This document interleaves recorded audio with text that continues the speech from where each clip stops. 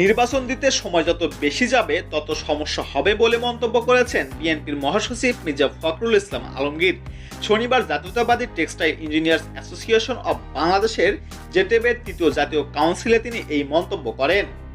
বিএনপির মহাসচিব বলেন, ছাত্র জনতার সমর্থনের মাধ্যমে অন্তর্বর্তীকালীন সরকার গঠন হয়েছে। তাদের দায়িত্ব সুনির্দিষ্টভাবে বলা আছে। একটি নির্বাচনের মাধ্যমে সরকার পরিবর্তনের আগ পর্যন্ত তারা দায়িত্ব পালন করবেন। ছাত্র জনতাই তাদের ওপর যে দায়িত্ব অর্পণ করেছে, যে কিছু মৌলিক বিষয়ে সমস্যা আছে সমস্যাগুলো দূর করে তারা সুষ্ঠু নির্বাচনের একটা পরিবেশ তৈরি করে দেবেন। তারা কাজ করে চলেছেন। আমরা তাদের সমর্থন দিচ্ছি।